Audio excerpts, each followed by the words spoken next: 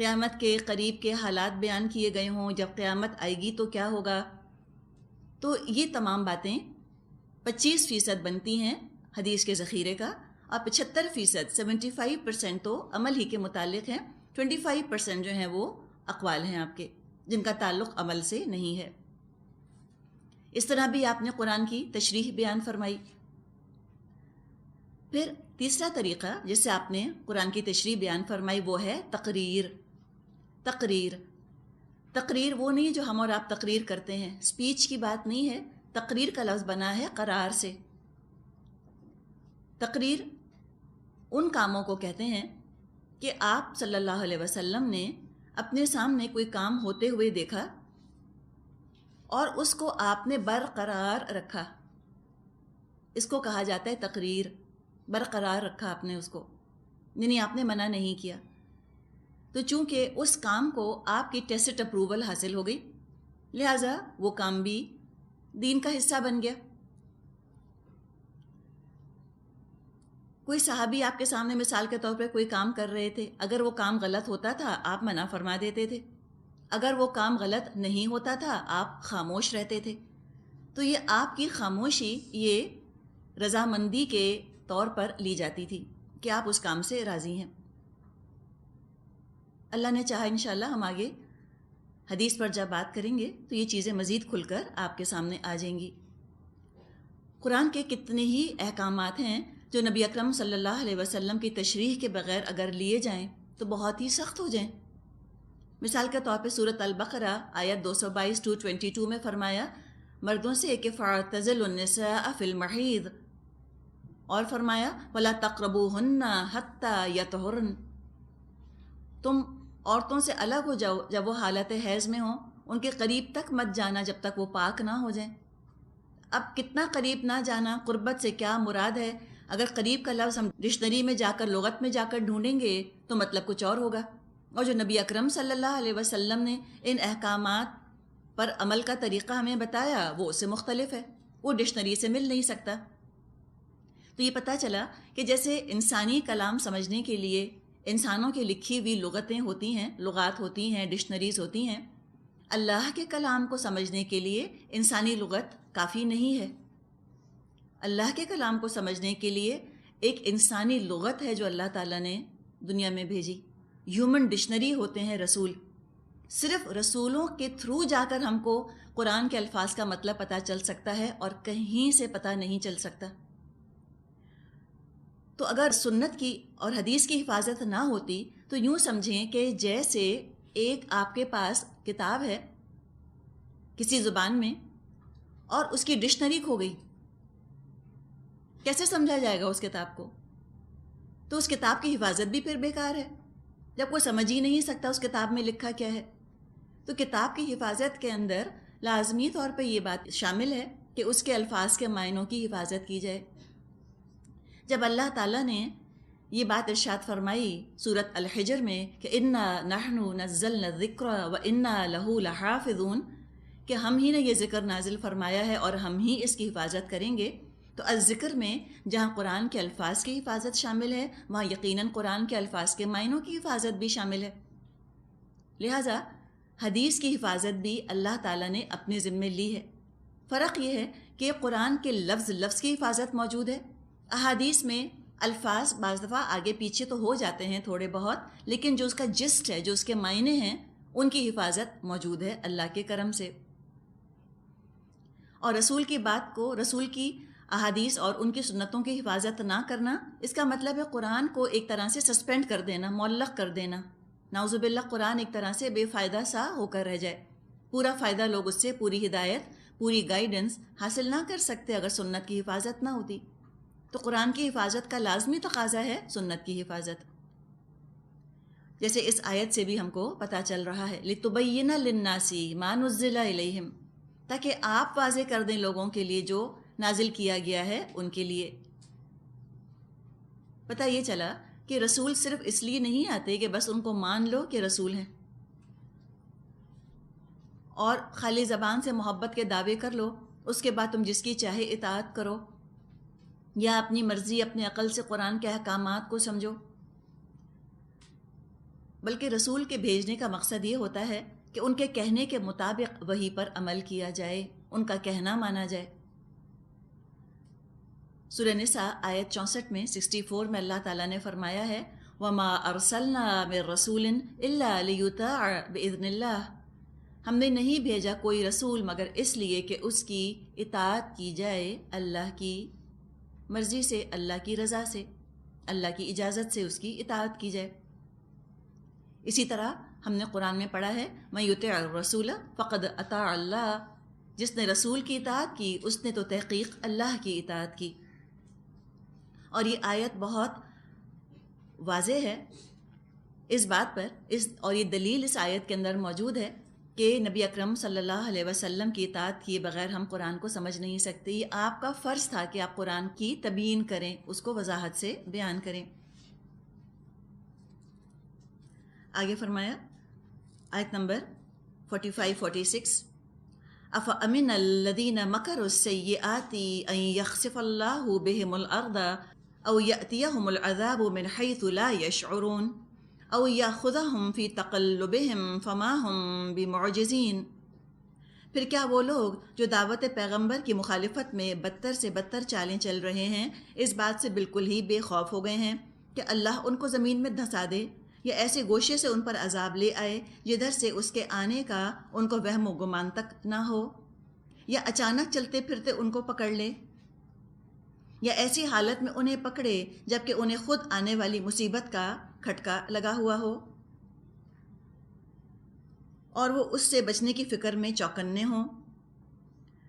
وہ جو کچھ بھی کرنا چاہے یہ لوگ اس کو عاجز کرنے کی طاقت نہیں رکھتے۔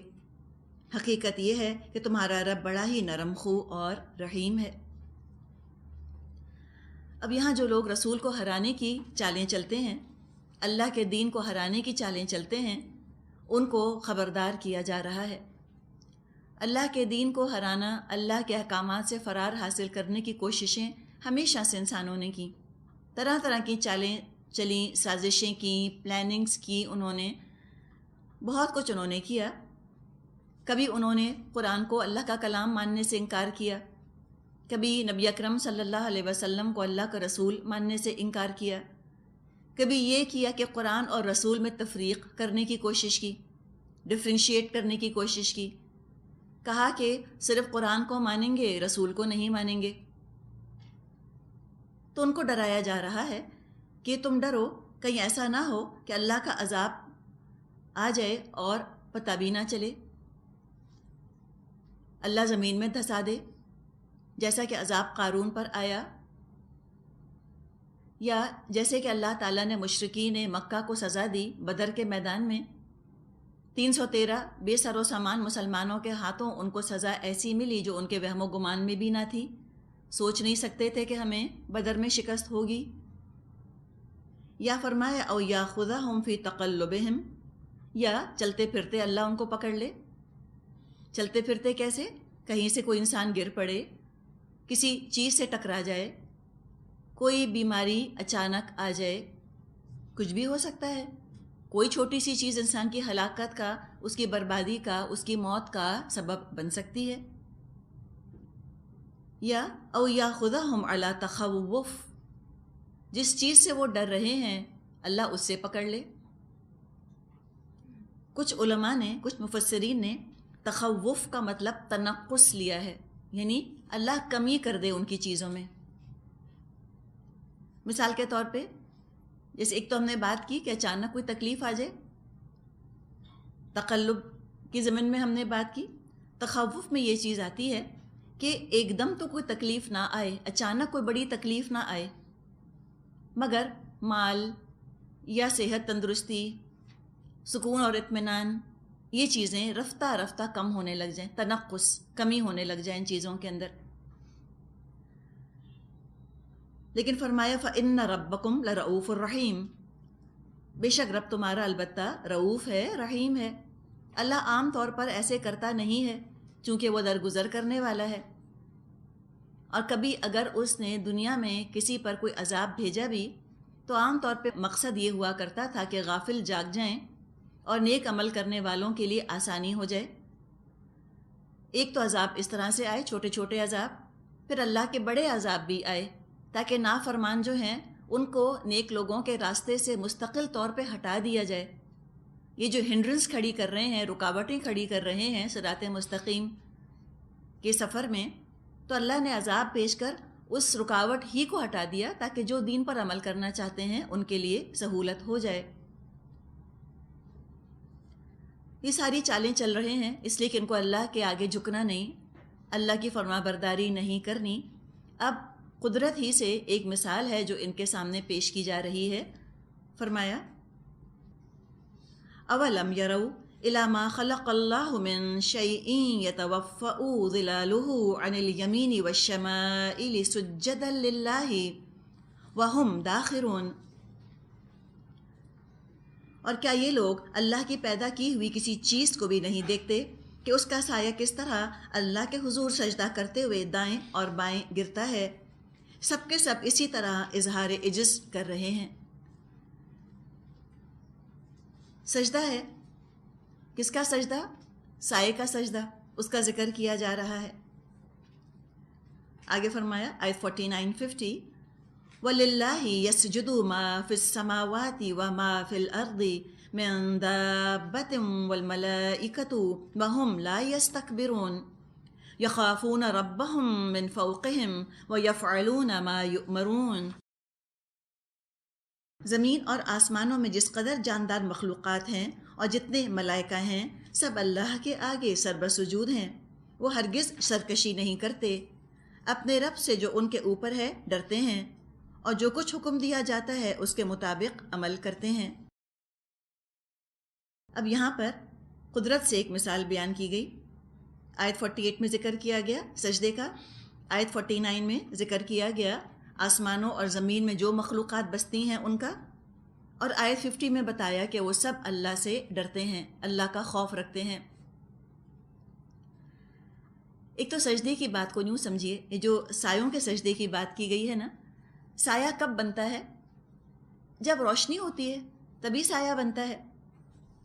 تو پتہ چلا کہ سایوں کا جو سجدہ ہے جس کا ذکر کیا گیا کہ دائیں اور بائیں سایہ گرتا ہے، روشنی ہوگی تو سایہ بنے گا.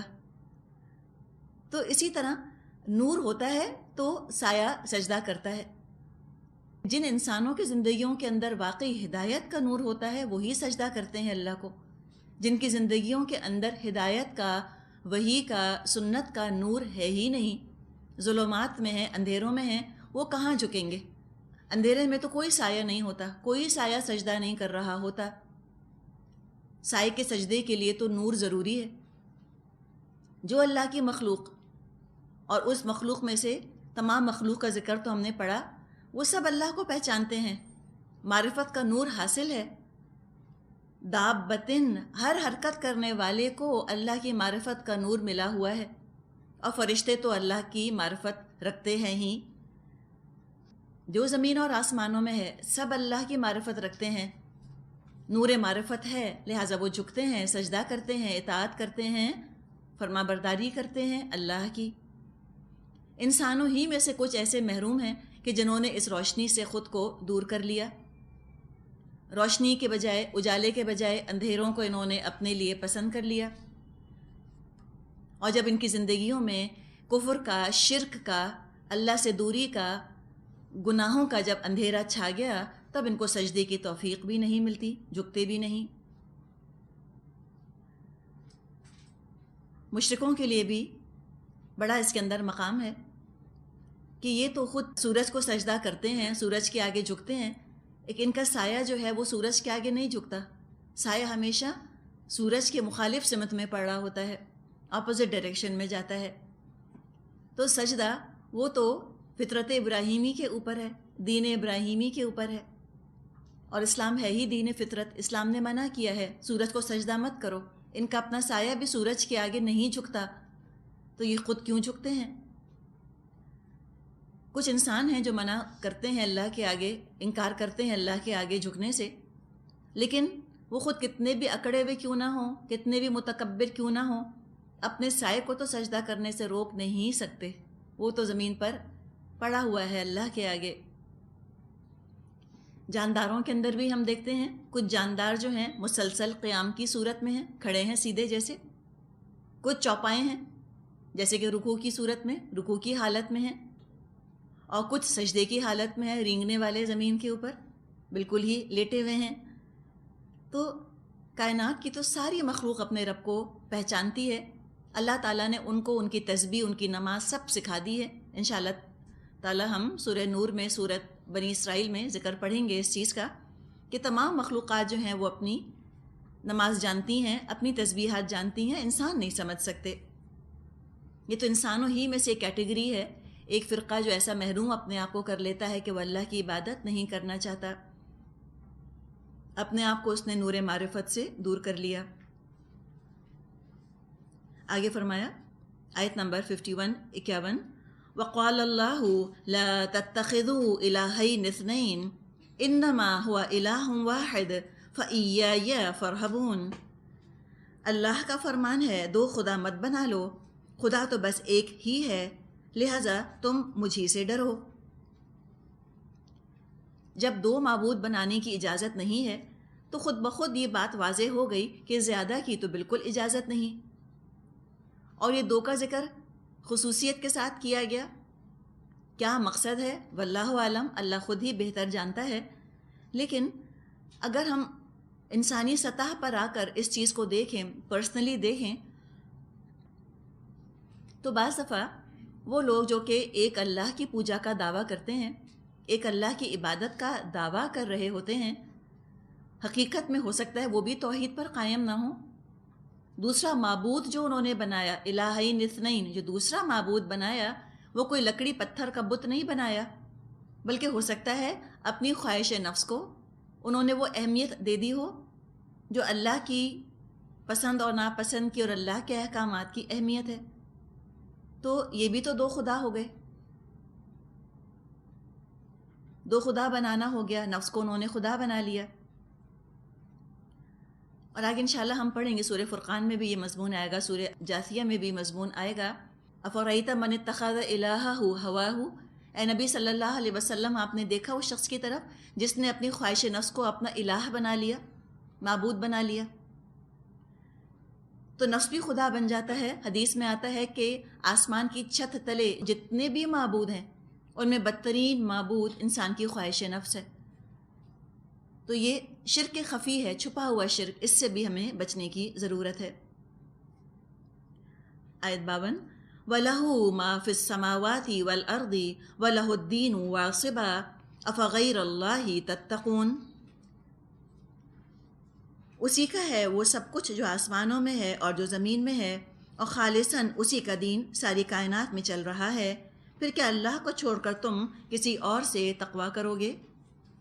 واسبہ، واو صاد با مادہ ہے، مطلب ہے دائمی، پرماننٹ، کنسسٹنٹلی، پرسسٹنٹلی کام کرنا، یعنی اللہ کی اطاعت اس طرح نہ کرنا کہ کبھی کی کبھی نہ کی، اسپوریڈک عبادت نہیں کرنی، پارٹ ٹائم عبادت نہیں کرنی، لائف ٹائم اللہ کی عبادت کرنی ہے۔ تو فرمایا کہ تم اللہ کے علاوہ کیا کسی اور سے ڈرتے ہو؟ یہ نہ کرو، مراد یہ ہے۔ انسان کس سے ڈرتا ہے؟ انسان اس سے ڈرتا ہے جس کو وہ اپنے نفع نقصان کا مالک سمجھ لے۔ اب اگر کسی مخلوق کو نفع نقصان کا مالک سمجھ لیا یا کسی مخلوق کے پاس اپنے نفع نقصان کا اختیار رکھوا دیا، یوں سمجھیں کہ جیسے اس کو معبود بنا دیا۔ جس سے انسان ڈرتا ہے، جس سے انسان امید رکھتا ہے، اسی سے دعائیں مانگتا ہے، اسی کی فرما برداری کرتا ہے، اسی کو راضی کرنے کی کوشش کرتا ہے۔ تو یہاں اللہ تعالیٰ نے فرمایا کہ افغیر اللہ تتقون، کہ غیر اللہ کا تم تقویٰ کرو گے، کہ غیر اللہ سے ڈرو گے؟ مراد ہے یہ مت کرو، یہ نہ کرو۔ یہ سب اللہ کی مخلوق ہیں، سب مل کر بھی نقصان پہنچانا چاہیں تو اللہ بچا سکتا ہے، لیکن اگر اللہ نقصان پہنچانے کا ارادہ کرے تو سب مل کر بھی کسی کو بچا نہیں سکتے۔ تو اللہ کی عبادت میں سب سے بڑا ڈر مخلوق کا ڈر ہوتا ہے کہ اگر ہم نے اللہ کی اطاعت کی تو لوگ کیا کریں گے، لوگ نقصان پہنچائیں گے۔ اللہ نے وہ ڈر نکال دیا کہ نہیں، مت ڈرو، اللہ ہی کا تقویٰ کرو۔ آیت 53 وَمَا بِكُم مِّن نِّعْمَةٍ فَمِنَ اللَّهِ ثُمَّ إِذَا مَسَّكُمُ الضُّرُّ فَإِلَيْهِ تَجْأَرُونَ. آیت 54. ثُمَّ إِذَا كَشَفَ الضُّرَّ عَنكُمْ إِذَا فَرِيقٌ مِّنكُم بِرَبِّهِمْ يُشْرِكُونَ. تم کو جو نعمت بھی حاصل ہے اللہ ہی کی طرف سے ہے، پھر جب کوئی سخت وقت تم پر آتا ہے تو تم لوگ خود اپنی فریادیں لے کر اسی کی طرف دوڑتے ہو، مگر جب اللہ اس وقت کو ٹال دیتا ہے تو یکایک تم میں سے ایک گروہ اپنے رب کے ساتھ دوسروں کو شریک کرنے لگتا ہے۔ نعمت کا ذکر ہے جو کہ کیا جا رہا ہے، اللہ کا شکوہ ہے کہ اللہ نعمتیں دیتا ہے، جب کوئی پریشانی کوئی تکلیف آتی ہے اس نعمت پر زوال آنے لگتا ہے یا وہ نعمت خطرے میں پڑتی ہے تب تو اللہ ہی کو یاد کرتے ہو، روتے گڑ گڑاتے ہو اللہ کے سامنے، اور جب اللہ اس مشکل کو آزمائش پریشانی کو دور کر دیتا ہے تو ایک گروہ ایسا ہے تم میں سے اے انسانوں جو اللہ کے ساتھ شریک کرنے لگتا ہے۔ اب دیکھیں ہوتا کیا ہے اگر ہم اپنی زندگی سے اس کو ریلیٹ کریں، نعمت جب برس رہی ہوتی ہے یا اپنے پاس ہوتی ہے اور ٹھیک ہوتی ہے، محفوظ ہوتی ہے نعمت ہمارے پاس، اس وقت اللہ بعض دفعہ یاد نہیں آتا، وہ نعمت معبود ہی بن جاتی ہے، ایسی محبت ہو جاتی ہے اس نعمت سے جیسی کہ اللہ سے محبت ہونی چاہیے، وہ نعمت اپنے اندر اتنا مصروف کر لیتی ہے، ایسی ہماری توجہ اپنی طرف کھینچ لیتی ہے کہ اللہ کو یاد کرنے کا وقت ہی نہیں رہتا، اللہ یاد ہی نہیں آتا، اللہ سے وہ نعمت غافل کر دیتی ہے۔ اس نعمت کو سجانے میں اور سنوارنے میں اور محفوظ رکھنے میں اتنے مصروف ہو جاتے ہیں کہ اور کسی کام کی فرصت نہیں ملتی اللہ کی عبادت کی، اور انسان پھر یہ سمجھنے لگتا ہے کہ اب یہ شاید نعمت ہمارے بس میں آ گئی ہے، میری کوشش کا نتیجہ ہے کہ یہ نعمت پھل پھول رہی ہے اور میرے پاس موجود ہے، کریڈٹ اپنے آپ کو دینے لگتا ہے۔ مثال کے طور پہ اگر اولاد ہی کی نعمت کا ہم تذکرہ کریں، بہت بڑی نعمت ہے اولاد، بہتر سے بہتر تعلیم کے لیے کتنے پاپڑ بیلتے ہیں، خود بٹھا بٹھا کر ہوم ورک کرتے ہیں، کتنی کتنی اسکولوں کی فیسیں دیتے ہیں ان کے لیے، دنیا کی تعلیم تو اتنی دیتے ہیں، اور جس رب نے یہ نعمت دی اس رب کا کلام، اس کو کتنا وقت ہم دیتے ہیں یا کتنی توجہ دیتے ہیں۔ ہم کیسے مولوی صاحب ڈھونڈتے ہیں ان کے لیے، ایسے ڈھونڈتے ہیں جو کہ بس چند پیسوں میں ان کو پڑھا دے، 100-200 روپے میں، اور خود پلٹ کر دیکھتے بھی نہیں کہ میرے رب کا کلام میرا بچہ پڑھ کس طرح سے رہا ہے۔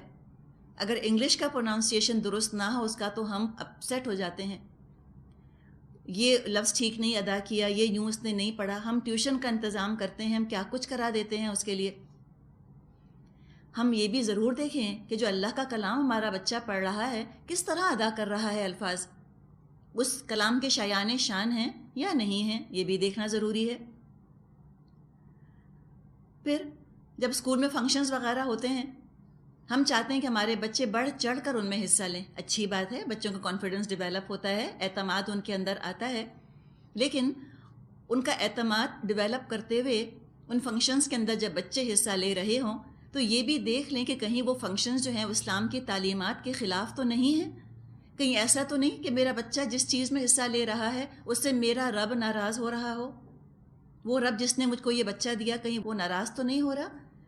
یہ تو شکر کا ادنا درجہ ہے نا کہ جس نے نعمت دی ہو اس نعمت سے اس ہستی کو ناراض تو نہ کیا جائے، چلو شکر نہیں ادا کر رہے مت کرو، کم از کم اس سے آگے بڑھ کر اس کو ناراض کرنے والے تو مت بنو کہ اپنے بچوں کو ان کاموں کے اندر لگا دی جس سے اللہ ناراض ہونے لگ گیا۔ یہ تو بہت زیادہ ہی احسان فراموشی ہو گئی ہے، بہت زیادہ ہی ناشکری ہے، کفر تک بات چلی جائے گی۔ اور اتنا کچھ جو ہم یہ کرتے ہیں اپنے بچوں کے ساتھ، یہ کیوں کرتے ہیں؟ دراصل اپنی تعریف ہم چاہ رہے ہوتے ہیں بچوں کے تھرو، وہ بچہ ہم کہتے ہیں یہ میری شناخت ہے، ایک طرح سے میری آئیڈینٹی ہے، اگر اس کی تعریف ہوگی تو میری تعریف ہوگی۔ تو جب اپنا فرما بردار بنا لیتے ہیں اس میں بعض دفعہ اللہ کی فرما برداری کی قربانی بھی دے دیتے ہیں، یہ نہ کریں۔ یہ یاد رکھے کہ میری اولاد اللہ کی بندی بھی ہے، یہ اللہ کے بندے بھی ہیں۔ اس نعمت کے ذریعے جو اللہ نے نعمت دی ہے، اس سے ہمیں چاہیے کہ ہم اللہ کی بڑائی اسٹیبلش کرنے کی، نافذ کرنے کی کوشش کریں۔ لیکن جب انسان، جیسے ابھی ذکر ہم کر رہے ہیں، اس طرح کسی نعمت کے اندر گم ہو جاتا ہے، اس غفلت میں وہ جانے لگتا ہے، غفلت طاری ہونے لگتی ہے، تو بعض دفعہ اللہ تعالیٰ ایک الارمنگ سچویشن پیدا کر دیتا ہے۔ جیسے انسان گہری نیند سو رہا ہو، ایک دم الارم بج جائے، انسان چوکنا ہو جاتا ہے۔ تو جب انسان غافل ہونے لگتا ہے، مست ہونے لگتا ہے، بعض دفعہ اللہ اس کو کسی مشکل کا مزہ چکھا دیتا ہے، اور یہ مشکل ڈال کر اللہ کو نعوذ باللہ کوئی خوشی نہیں ہوتی، اور نہ ہی یہ مشکل جو آئی ہوتی ہے کسی سزا کے طور پہ آتی ہے، بلکہ یہ مشکل ہمیں ہماری خوش فہمیوں سے، ہماری کمپلیسنسی سے، ایروگنس سے نکالنے آتی ہے۔ انسان کو اپنی مجبوری کا، اپنی بے بسی کا اندازہ ہوتا ہے کہ میرے بس میں کچھ بھی نہیں ہے۔ اب یہی نعمت جس کا بھی ہم ذکر کر رہے ہیں، ہمارا بچہ بیمار ہو جائے، اللہ نہ کرے، ڈاکٹروں کے پاس لے کر جائیں اور آخر میں ڈاکٹر یہ کہہ دیں کہ بس اب دعا کریں، تو یجأرون، گڑ گڑاتے ہیں۔ اذا مسکم الضر فالیہ تجأرون، اللہ ہی کی طرف گڑ گڑاتے ہو، پھر تم لوگ اللہ ہی کو پکارتے ہو، روتے ہو اور فریادیں کرتے ہو۔ 5 نمازیں تو کیا، تہجد بھی ہو سکتا ہے شروع کر دی ہو، اسی کتنا خوف ہے کہ ہے میرے بچے کو کچھ ہو نہ جائے، تو اللہ ہی کو یاد کرتے ہو۔ لیکن ہوتا کیا ہے کہ جب وہ مشکل دور ہو جاتی ہے تو پھر شریک کرنے لگتے ہو۔ مثال کے طور پہ توحید کا دعویٰ کرنے والے دعا جب اللہ سے مانگتے ہیں، اللہ دعا سنتا ہے۔ جب اللہ مشکل دور کر دیتا ہے تو کچھ لوگ کہتے ہیں کہ ہم پیر صاحب کے مزار پہ گئے تھے اور ان کی وجہ سے ہمارے بچے کو شفا مل گئی، کریڈٹ کسی اور کو چلا جاتا ہے۔ یا یہ ایک اور شکل جو ہے اللہ کے ساتھ شریک کرنے کی، کہ میٹر کو اللہ کا شریک بنا دیا جائے، اسباب اور وسائل کو، ذرائع کو اللہ کا شریک کر دیں، اللہ شفا دے اور کہہ دیں کہ امریکہ جا کے علاج کروایا اس لیے شفا ہو گئی، اگر پاکستان میں علاج کراتے تو مر ہی جاتے۔ یہ لوگوں سے آپ نے سنا ہے کبھی؟ وہ کہتے ہیں اچھا ہوا امریکہ چلے گئے، اگر پاکستان میں علاج کرتے تو مر جاتے۔ بات امریکہ یا پاکستان کی نہیں ہے۔ ہاں، اگر زیادہ بہتر علاج امریکہ میں ملتا ہے، انگلینڈ میں، فرانس، جرمنی میں ملتا ہے پاکستان کے مقابلے میں، ضرور انسان جائے، کوئی حرج نہیں، کوئی دین کا نقصان نہیں ہے۔ لیکن جب صحت ملے تو اللہ کو اس کا کریڈٹ ضرور پہلے دے دیں کہ اللہ کا کرم، اللہ کا شکر، اس نے شفا دی، میرے رب نے شفا دی، اور اللہ نے فلاں ڈاکٹر کو یا فلاں دوا یا فلاں مشین کو ذریعہ بنا دیا، تاکہ انسان چھپے ہوئے شرک سے بھی اپنے آپ کو بچا لے۔ کیئرفل ہو کہ انسان کریڈٹ دے۔ اور مشرک جو ہیں وہ تو کھلم کھلا یہی عمل کرتے تھے کہ جب سخت مصیبت میں وہ مبتلا ہوتے تھے تو اللہ ہی کو پکارتے تھے۔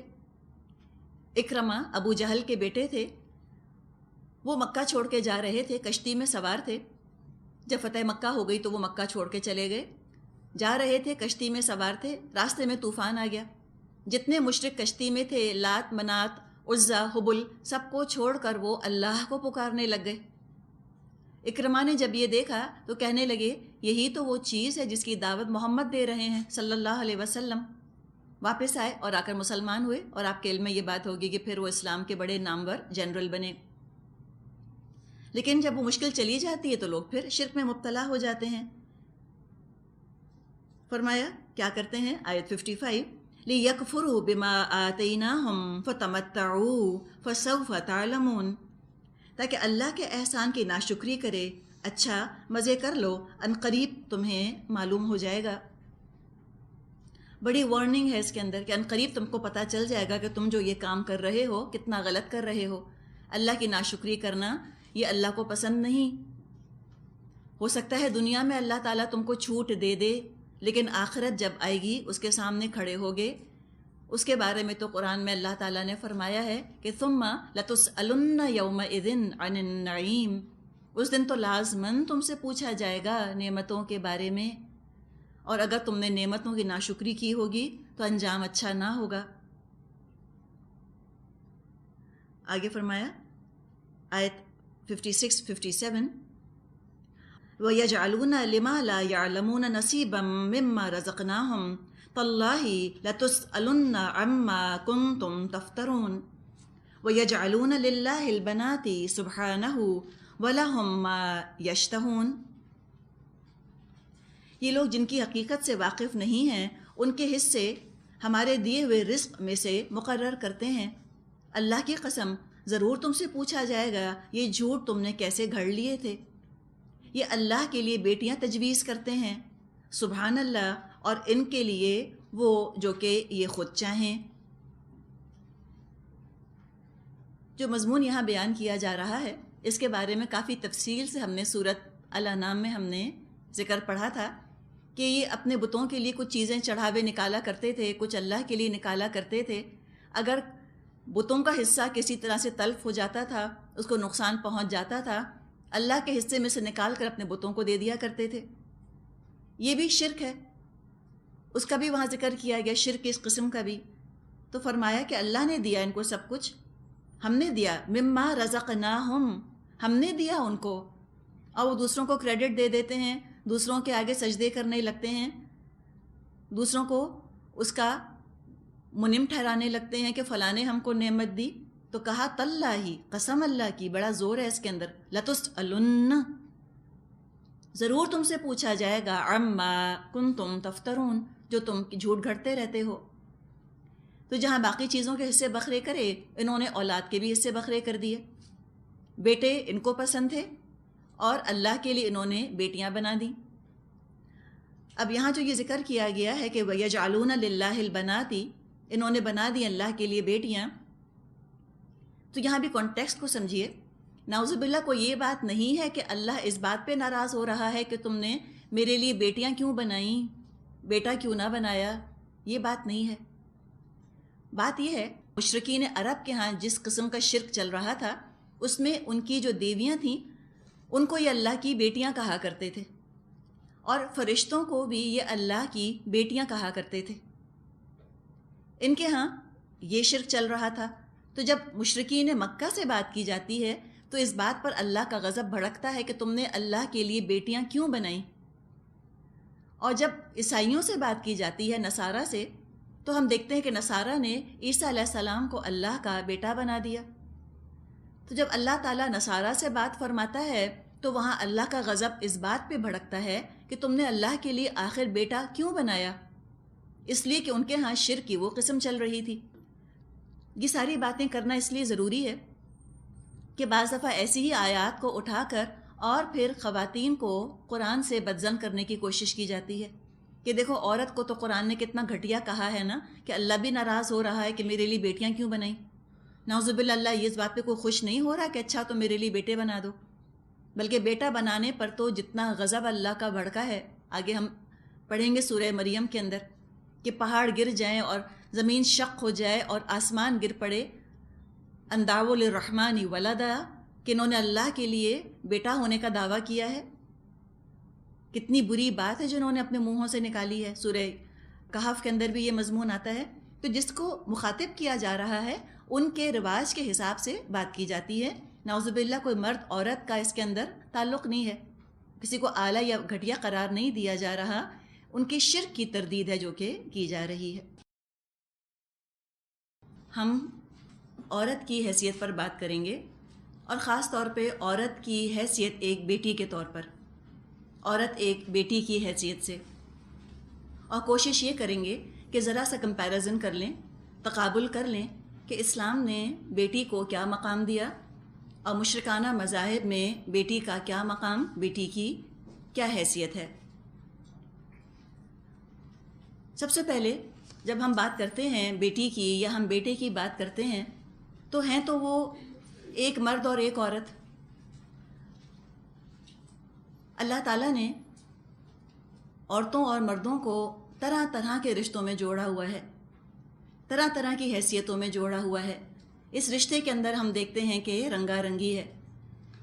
ایک عورت کہیں بیٹی ہے، کہیں بیوی ہے، کہیں ماں ہے، کہیں بہن ہے، کہیں بھانجی، کہیں بھتیجی، کہیں نانی اور کہیں دادی، اور اسی طرح بہت سے رنگا رنگ خوبصورت رشتے ہیں۔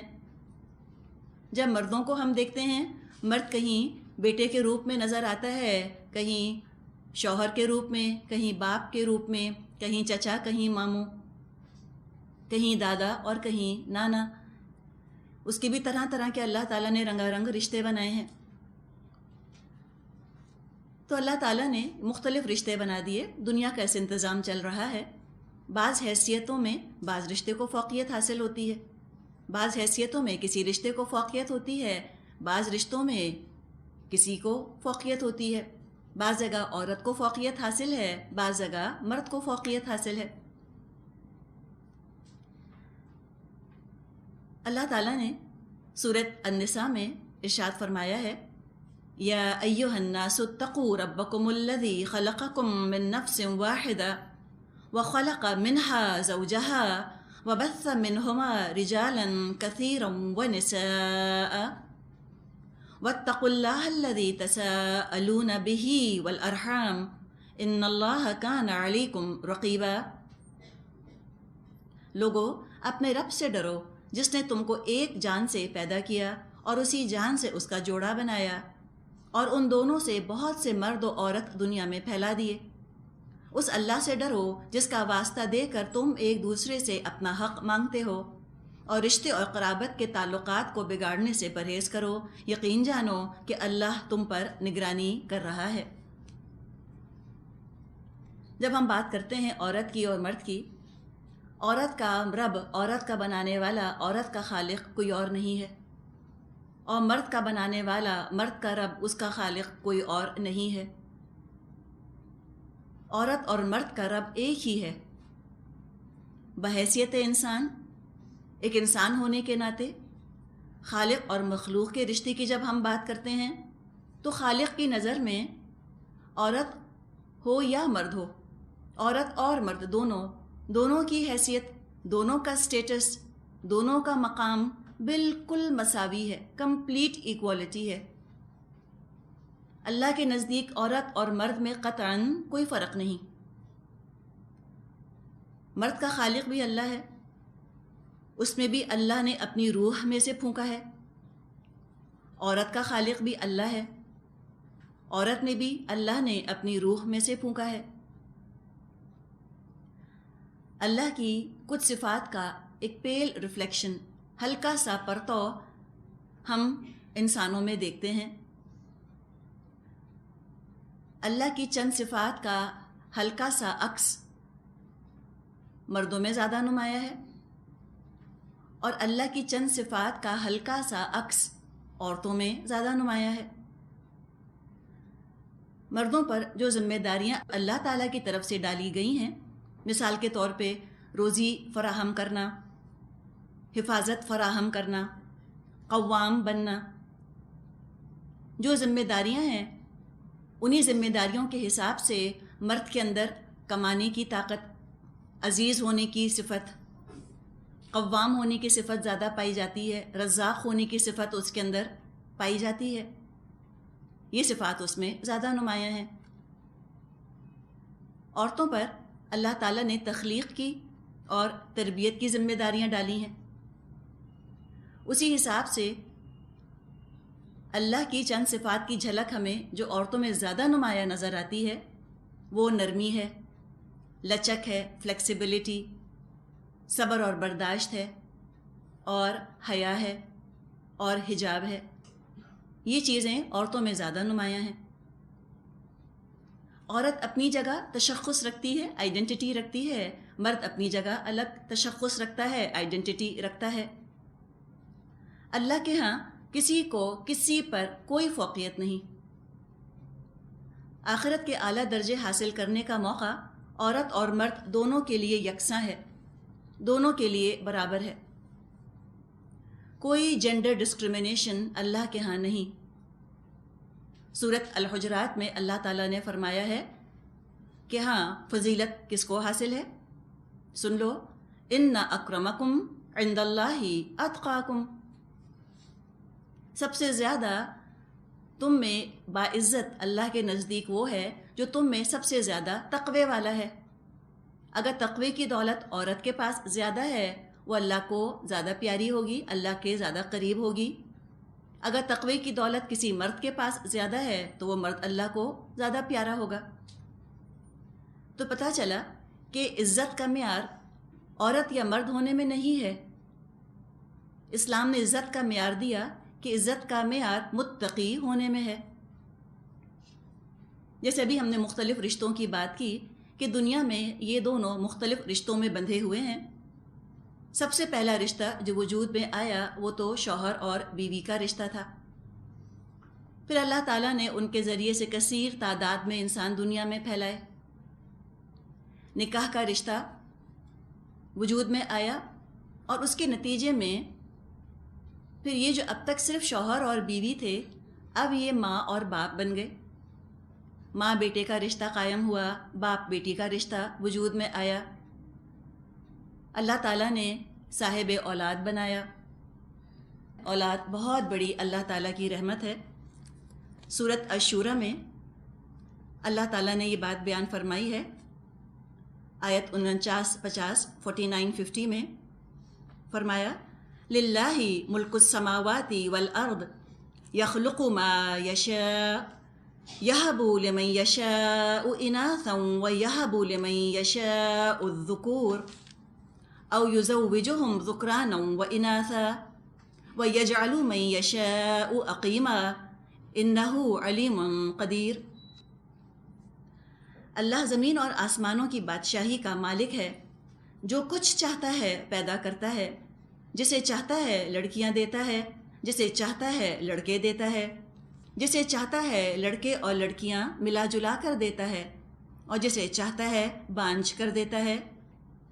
وہ سب کچھ جانتا ہے اور ہر چیز پر قادر ہے۔ یہاں پر اولاد کا ذکر کر دیا گیا کہ اللہ تعالیٰ ہی تم کو بیٹے بیٹیاں دیتا ہے، وہی ان کا مالک ہے۔ جو مالک ہوتا ہے، جو خالق ہوتا ہے، وہی حقوق بھی متعین کرتا ہے، وہی رائٹس بھی بتاتا ہے، ڈیوٹیز بھی وہی بتاتا ہے، کیا رائٹس اینڈ رسپانسبلٹیز ہیں، کیا حقوق اور کیا فرائض ہیں۔ جہاں اللہ تعالیٰ نے عورت اور مرد کے درمیان جو مختلف رشتے ہیں ان میں حقوق متعین فرما دیے، وہاں اللہ تعالیٰ نے بیٹے اور بیٹی کے حقوق بھی متعین فرما دیے۔ اللہ نہ صرف رازق ہے، نہ صرف مالک ہے، اس کی صفت رحمان اور رحیم ہے، غفور اور رحیم ہے، بے انتہا محبت کرنے والا ہے، بے انتہا چاہنے والا ہے ہمارا رب۔ اگر ہمارا پیدا کرنے والا، ہمارا رازق ظالم ہوتا، جابر ہوتا، بے رحم ہوتا تو ہم کیا کر لیتے؟ کچھ نہ کر سکتے ہم۔ لیکن اللہ نے شروع ہی میں بتا دیا کہ الحمدللہ رب العالمین، کل شکر اور تعریف اللہ کے لیے ہے جو رب ہے تمام جہانوں کا۔ اور وہ کیسا ہے؟ مطمئن ہو جاؤ، خوش ہو جاؤ، الرحمن الرحیم، بہت مہربان، نہایت رحم فرمانے والا ہے۔ ایسا مہربان رب، اتنا محبت کرنے والا رب، ایسا انصاف کرنے والا رب ہے ہمارا۔ جب تک انسان اللہ کی فرما برداری کرتے رہے، یعنی اسلام پر قائم رہے۔ اب جب اسلام لفظ ہم سنتے ہیں، ایک خاص مذہب ہمارے ذہن میں آ جاتا ہے۔ یہاں اسلام جو لفظ استعمال کیا جا رہا ہے، صرف نبی اکرم صلی اللہ علیہ وسلم کی امت کے لیے استعمال نہیں کیا جا رہا، بلکہ اس سینس میں، ان معنوں میں یہ لفظ استعمال کیا جا رہا ہے جن معنوں میں قرآن میں آیا ہے، جس سے کہ ہمیں پتہ چلتا ہے کہ تمام انبیاء مسلمان تھے، تمام انبیاء کی فرما برداری کرنے والی قومیں مسلمان تھیں۔ قوموں میں سے جتنے لوگوں نے نبی کا کہنا مانا اپنے اپنے وقتوں میں، وہ اپنے اپنے وقت کے مسلمان تھے۔ پوری کائنات مسلم ہے، اللہ کی فرما بردار ہے۔ اسلام کا مطلب کیا ہے؟ اللہ کے آگے اپنے آپ کو ڈال دینا، سرنڈر کر دینا، اللہ کی فرما برداری، اللہ کی اطاعت قبول کر لینا۔ ان معنوں میں ہم اسلام کی بات کر رہے ہیں۔ جس بھی دور میں اور جس حصے میں دنیا کے لوگ اللہ کے فرما بردار رہے، یعنی اسلام پر قائم رہے، ہم دیکھتے ہیں کہ بیٹیوں کو ان کے حقوق ملتے رہے، بیٹیوں کی عزت رہی، ان کا احترام رہا، ان کی قدر ہوتی رہی۔ اور جب جب اور جہاں جہاں انسانوں نے اللہ کی فرما برداری چھوڑی، اللہ سے جب منہ موڑا، جب اللہ کو اللہ کا حق انہوں نے نہ دیا، تو وہ انسانوں کی بھی حق تلفی کرنے لگ گیا، انسانوں کی بھی رائٹس یوزرپ کرنے لگ گیا۔ ایسے میں جہاں اور رشتوں پر اس نے ظلم کیا، دوسروں کا حق مارا، سب سے زیادہ حق تلفی، سب سے زیادہ ناقدری اور سب سے زیادہ بے عزتی بیٹی کی ہوئی۔ عورت بحیثیت بیٹی